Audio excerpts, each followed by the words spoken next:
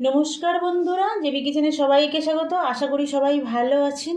আজ বানিয়েছি দেখুন আলু ছোলা দিয়ে খাদ্যগুণে ভরপুর কলমি শাক ভাজা, যেটা প্রথম পাতে গরম ভাতে একদম জমে যায়। বন্ধুরা, এই সুন্দর রেসিপিটা আমি কিভাবে রান্না করলাম।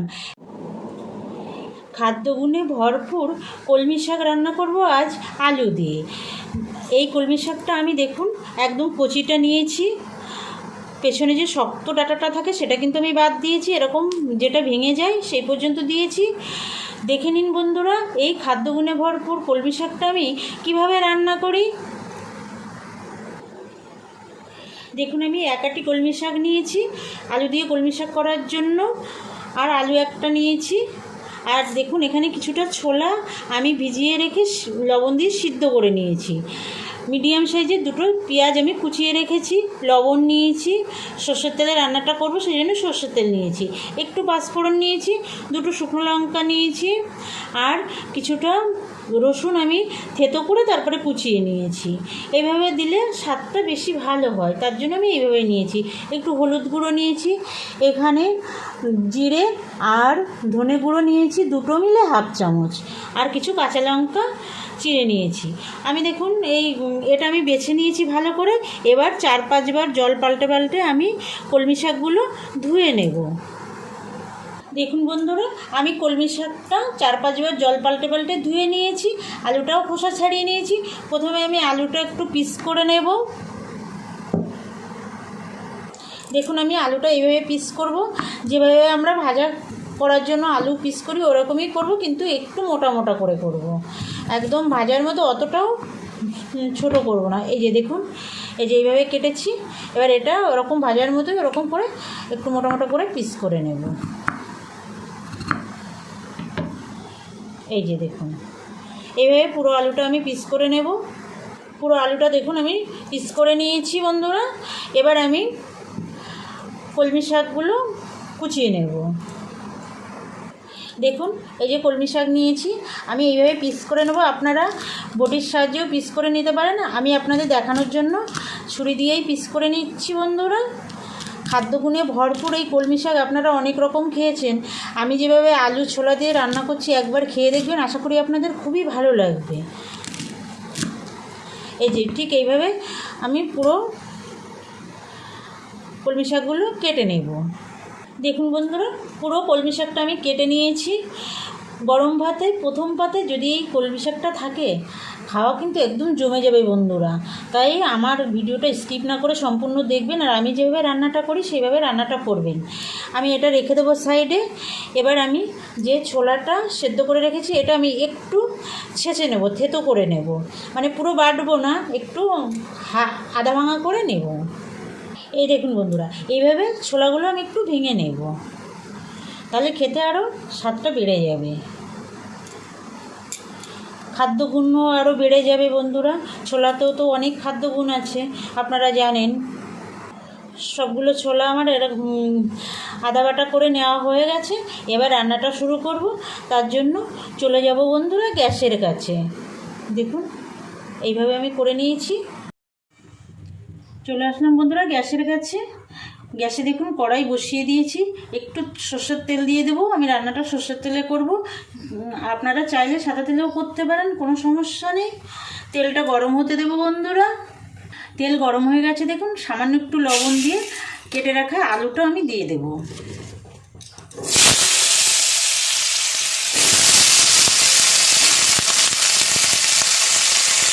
সামান্য একটু হলুদ দিয়ে আমি আলুটা ভেজে নেব।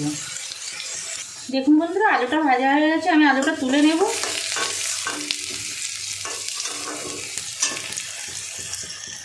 এবার এই আলু ভাজা তেলের মধ্যে আমি আরও 1 চামচ তেল অ্যাড করব। তেলটা গরম হতে দেব।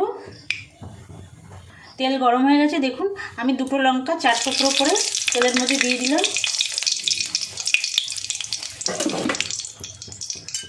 এবার আমি পাঁচফোড়নটা দিয়ে দেবো। আপনারা যদি পাঁচফোড়ন শাকে পছন্দ না করেন সেক্ষেত্রে আপনারা রাঁধুনি ফোড়নও দিতে পারেন, কালো জিরে ফোড়নও দিতে পারেন, কিন্তু আমার এই রান্নাটায় পাঁচফোড়নই বেশি ভালো লাগে, তার জন্য আমি পাঁচফোড়নটা দিয়েছি। পাঁচফোড়ন থেকে সুন্দর একটা সেন্ট বেরিয়ে এসছে।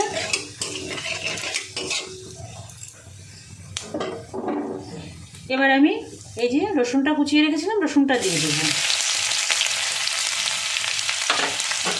সামান্য একটু নেড়ে নেব। তারপরে পেঁয়াজ কুচোটা দিয়ে দেবো। দুটো মিডিয়াম সাইজের পেঁয়াজ আমি ছোটো ছোটো করে কুচিয়ে রেখেছিলাম, দিয়ে দিলাম। একটু ভেজে নেব লাল লাল করে। দেখুন বন্ধুরা, পেঁয়াজটা ভেজে নিয়েছি। পেঁয়াজ রসুন দুটোই ভাজা হয়ে গেছে, সুন্দর সেন্ট বেরিয়ে গেছে। এবার আমি যে ধনে গুঁড়ো আর জিরে গুঁড়ো নিয়েছিলাম, এটা কিন্তু সামান্য, দুটো মিলে হাফ চামচের একটু বেশি আমি দিয়ে দেব।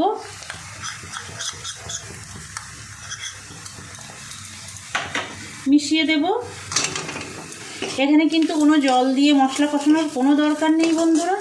দেখতে থাকুন আমি কিভাবে রান্নাটা করি। এবার চিড়ে রাখা কাঁচা লঙ্কাটা দিয়ে দেবো। লঙ্কাটা আপনারা আপনাদের স্বাদ মতো দেবেন। এবার দিয়ে দেবো এই যে থেতো করে রাখা ছোলাটা, সিদ্ধ করা ছোলাটা একটু কষিয়ে নেব।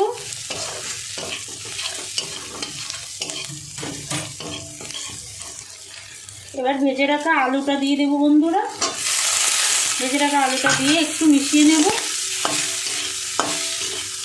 দারুণ হয় বন্ধুরা রেসিপিটা। আমি যেভাবে করছি একবার করে খেয়ে দেখবেন, আশা করি সবারই ভালো লাগে। এবার শাকটা দিয়ে দেবো।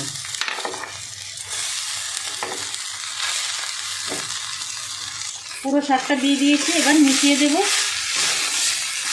একটু মশলার সঙ্গে শাকটা কষাবো।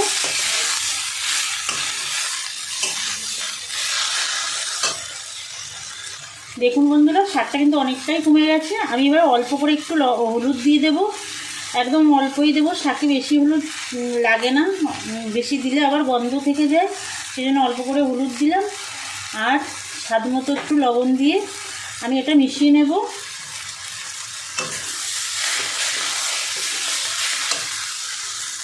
মিশিয়ে নিয়েছি।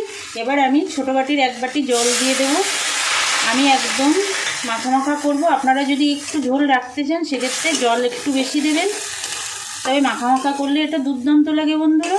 আর যদি এই ছোলাটা দেওয়া হয় এতে খাদ্যগুণটা অনেকটাই বেড়ে যায়, তার জন্য দেওয়ার চেষ্টা করবেন। আর খেতেও কিন্তু দুর্দান্ত লাগে। এবার লো টু মিডিয়াম আছে আমি ঢাকা দিয়ে 5 মিনিট রান্না করব। শাক আলু যাতে সুসিদ্ধ হয়ে যায়। দেখুন বন্ধুরা, রান্নাটা হচ্ছে, দেখতে কিন্তু সুন্দর হয়েছে। এবার 2টা লঙ্কা, আমি যে কাঁচা লঙ্কাগুলো দিয়েছিলাম এগুলো একটু শাকের সঙ্গে মিশিয়ে দেব। আপনারা যদি ঝাল পছন্দ না করেন সেক্ষেত্রে দিতে হবে না, কিন্তু এই কাঁচা লঙ্কার সেন্ট কিন্তু ভালো লাগে খুব। এভাবে যদি একটু দেওয়া হয় একটু ঝাল ঝালও লাগে, আর লঙ্কার সেন্টটা উঠে আসে, খুব ভালো লাগে। আলু শাক সব কিন্তু সিদ্ধ হয়ে গেছে সুন্দরভাবে। দেখুন আলু একদমই সিদ্ধ হয়ে গেছে। এইভাবে একটুখানি থেতো করে দিলেই ঝালটাও এসে যাবে, সেন্টটাও এসে যাবে। সামান্য একটু জল আছে এখনও, আমি আরেকটু ফুটিয়ে নেব ঢাকা দিয়ে। দুর্দান্ত হয় বন্ধুরা এই শাকটা। গরম ভাতে প্রথম পাতে একদম মজা এসে যায় বন্ধুরা। বানাবেন আমি যেভাবে রান্নাটা করছি। ঢাকা দিয়ে আরও 2 মিনিট রান্না করে নেব। শাকটা দেখুন বন্ধুরা একদম মজে গেছে, সুন্দর হয়ে গেছে, একদম রেডি হয়ে গেছে বন্ধুরা। দেখুন একটু কিন্তু জল নেই, আবার ভাজা ভাজাও হয়নি, একদম মাখা মাখা একটা সুন্দর একটা হয়েছে। এইভাবেই শাকটা রান্না করতে হবে, তাহলে খেতে দুর্দান্ত লাগে। আলু শাক সব সুন্দর সিদ্ধ হয়ে গেছে। এবার গ্যাসটা অফ করে দেব। অফ করে দিয়ে নামিয়ে নেব। এই সুন্দর রেসিপিটা বন্ধুরা একবার বানানোর অনুরোধ রইল আপনাদের কাছে। বানাবেন, ছোট বড় সবারই কিন্তু ভালো লাগবে। এই দেখুন কত সুন্দর হয়েছে, দেখতে যতটা সুন্দর হয়েছে খেতে কিন্তু আরও দুর্দান্ত লাগে বন্ধুরা। আজ তাহলে এই পর্যন্ত থাক, আবার দেখা হবে নতুন কোনো রান্নার সঙ্গে। ভালো থাকবেন সবাই, নমস্কার।